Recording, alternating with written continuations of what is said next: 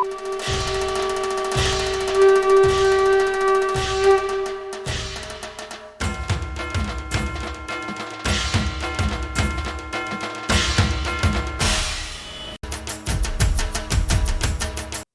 प्रेक्षको, C news Pune वृत्तदर्शनमध्ये आपले स्वागत. पुण्यामधील बालगंधर्व रंगमंदिर येथे गजानन महाराज यांच्या जीवनावर आधारित रंगावली प्रदर्शन शारदा अवसरे आणि त्यांच्या 32 सहकाऱ्यांनी भरवलेलं आहे. यामध्ये गजानन महाराजांच्या पोथीमधले विविध सांगितलेले प्रसंग आणि त्यानुसार रंगावली अतिशय उद्बोधक, सुंदर आणि सगळ्यात महत्त्वाचं म्हणजे त्याच्यातलं समप्रमाण, चेहऱ्यावरचे हावभाव, रंगरेषा अतिशय सुंदर प्रमाणात त्या करण्यात आल्या होत्या. जाणून घेऊयात आपण बालगंधर्व रंगमंदिर येथील गजानन विजय ग्रंथावरील हे रंगावली प्रदर्शन. नमस्कार, मी शारदा अवसरे. बालगंधर्व कलादालन येथे ब्रह्मांड नायक नावाचे श्री गजानन विजय या ग्रंथावर आधारित गजानन महाराज यांचे भव्य रंगावली प्रदर्शन आपण घडवून आणलेले आहे. यामध्ये प्रत्येक अध्यायावर आधारित 21 रांगोळ्या आणि अजून 2 नेहमीच्या पूजेतल्या अशा 23 रांगोळ्या आपण केलेल्या आहेत.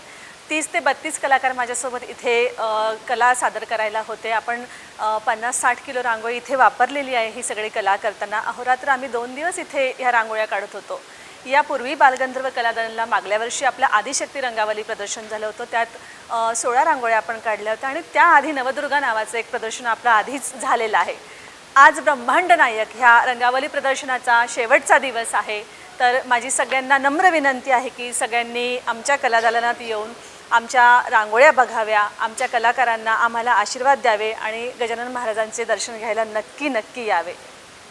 मी स्वतः गजानन महाराजांची खूप मोठी भक्त आहे आणि माझे गुरु श्री अक्षय शहापूरकर सर यांनी मला मागल्या वर्षी आदिशक्ती प्रदर्शन सुरू असताना सुचवलं होतं की ताई, तू गजानन महाराजांची भक्ती करतेस तर तू ह्या विषयावर प्रदर्शन पण चांगलं घडवू शकतेस. तर माझ्या गुरुनी सांगितलं आणि तो शब्द मी झेलला आणि गजानन महाराजांनी माझ्या हातून ते प्रदर्शन घडवून घेतलं.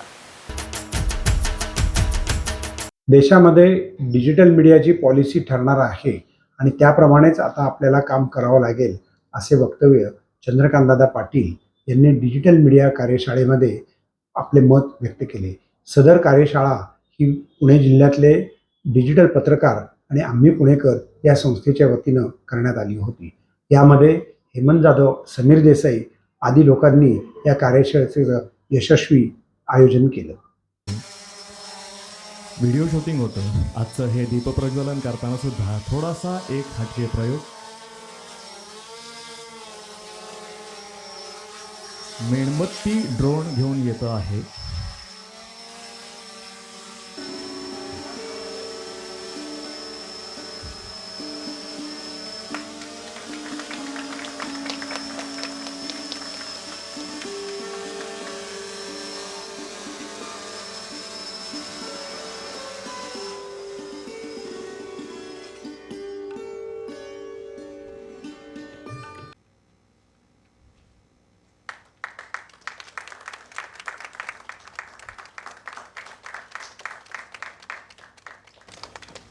आपल्याकडे अशी पिढी आहे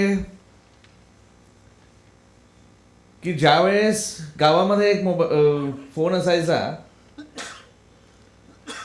आणि मग कुणाचाही गावामध्ये फोन आला की त्या घरी नेमकं लोक जायचे आणि गावातला ज्या घराकडे फोन असायचा त्या घरातील जो मुलगा असायचा त्याचं एकच काम असायचं, फोन आला की गावाला कोणाला तरी बोलवायला जा की ताई तुझा फोन आलेला आहे. हा प्रचंड बदल आपण घडताना पाहिला. आता तर असं झालंय की तुम्ही जर इथे बोलत असाल तर हा व्हॉइस घेऊन, हा चेहरा घेऊन आर्टिफिशियल इंटेलिजन्सच्या माध्यमातून तुम्ही कोणत्याही विषयावर भाषण करू शकता आणि डिजिटल पत्रकार निर्माण झाले. साहेबांनी आता सांगितलं आपल्याला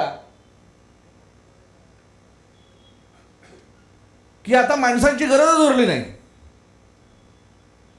अध्यक्ष हेमंत जाधव आणि समीर देसाई यांना विनंती करतो की दादांचा पुणेरी पगडी, शाल आणि पुस्तक देऊन या कार्यक्रमात स्वागत करावं.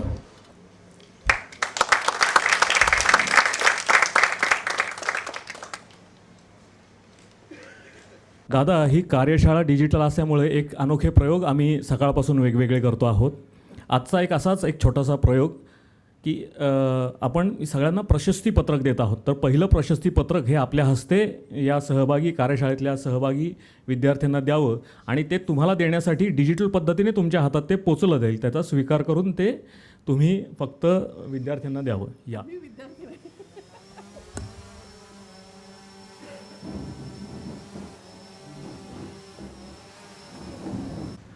आपल्या क्षेत्रातल्या सगळ्या पत्रकारांचं, डिजिटल मीडियामधल्या मुलींचं शिक्षण आणि आरोग्यासाठी मदत ही तुम्ही ॲम्पल म्हणजे स्काय इज द लिमिट. तुम्हाला मी बॅलन्स देणार नाही. तुम्ही मला सांगायचं की 10 ॲप्लिकेशन्स आले आहेत आणि साधारणतः आम्हाला 3 लाख रुपये लागतील. मग मी तुम्हाला 3.25 लाख रुपये देणार आणि तुम्ही सगळ्यांना बरोबर चेक देऊन टाकायचं. असं आता काल त्याचं रजिस्ट्रेशन झाल्यामुळे तर मला असं वाटतं की या प्रकारचे काही मार्ग अवलंबून आपण आपली रिक्वायरमेंट जर थोडी पूर्ण करू शकलो आणि ह्या प्रोफेशनला प्रामाणिकपणे न्याय देऊ शकलो तर त्याची आवश्यकता आहे. राजकीय दृष्टिक्षेप, मतांचा फायदा आणि जनतेची फसवणूक याकरता गावं पुणे शहरालगतची महापालिकेत समाविष्ट केली, त्यांना कररचना केली, तेथील कर्मचारी महानगरपालिकेत समाविष्ट केले, त्यांना पगारही सुरू केला. परंतु नागरिकांना कर देऊन सुद्धा महानगरपालिकेच्या गटार, पाणी, रस्ते या काही सुविधा मिळाल्या नाही. म्हणून नागरिकांनी उपरोधिकपणे गाव विकणे आहे अशी जाहिरातही केली. जाणून घेऊयात नेमका हा विषय. पुणे महानगरपालिकेमध्ये 2017मध्ये 34 गावापैकी 11 गावं पुणे महानगरपालिकेत समाविष्ट झाली. त्यानंतर गावाचा कारभार सुरू झाल्यानंतर त्या ठिकाणी असणाऱ्या ग्रामपंचायतीच्या टॅक्समध्ये इतकी भरमसाठ पद्धतीने वाढ केली आणि त्या ठिकाणी लोकांना हवालदिल करून टाकलेलं आहे. परंतु हे करीत असताना आमच्या कृती समितीच्या माध्यमामधून अनेक वेळा मुख्यमंत्री असतील, पालकमंत्री असतील, उपमुख्यमंत्री असतील या सर्वांना भेटून त्या ठिकाणी या टॅक्सच्या संदर्भामध्ये अनेक मिटिंगा, अनेक बैठका झाल्या.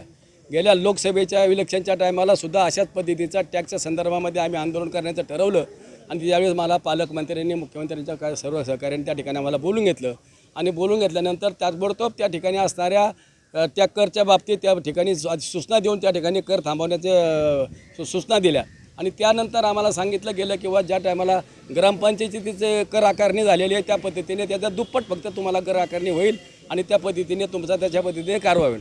पण आज तागाय त्या ठिकाणी कुठलाही निर्णय काय झाला नाही. आता परत विधानसभेची इलेक्शन आलेली आहे. आता परत आचारसंहिता लागेल. जर आचारसंहितेच्या आज जर हा कार्यक्रम झाला नाही तर आम्ही त्याच्या पद्धतीने सर्व गावकरी असे होरपळून जाणार आहोत आणि म्हणून या ठिकाणी आम्ही गाव विकण्या या ठिकाणचा असा बोर्ड प्रत्येक गावामध्ये लावलेला आहे आणि त्यानंतर आम्ही मोठं आंदोलन महानगरपालिकेला टाळ ठोकण्याचं आंदोलन त्या ठिकाणी आयोजित केलेलं आहे. परंतु 28 तारखे धरली होती, परंतु त्या ठिकाणी प्रतिपादन 28 तारखेला पुण्यात आहेत, 26ला पुण्यात आहेत. म्हणून आम्ही ते परत सर्व पक्षाची मंडळी आम्ही एकत्र बसून त्या ठिकाणी तो निर्णय पुढे महानगरपालिकेत टाळ ठोकण्याचा कार्यक्रम करणार आहेत. त्याच्या आधी आम्हाला शासनाला तुमच्या मतीने असं तुमच्या माध्यमातून विनंती करायची, असणाऱ्या ह्या गावांना विटीस न धरण्यापेक्षा ताबडतोब त्या ठिकाणी ह्या गावांच्या टॅक्स संदर्भात निर्णय घ्यावा ही विनंती.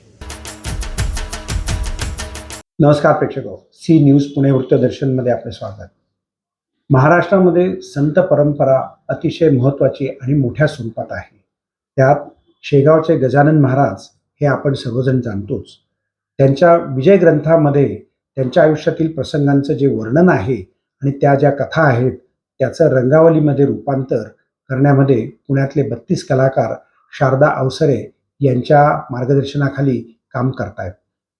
शारदा अवसरे या स्वतः उत्तम चित्रकार आणि रंगवलीकार तर आहेतच, पण अशा प्रकारे 32 लोकांचा समूह घेऊन त्यांनी बालगंधर्व कला दालनामध्ये हे प्रदर्शन केलं आणि त्याला उत्स्फूर्त प्रतिसाद आला.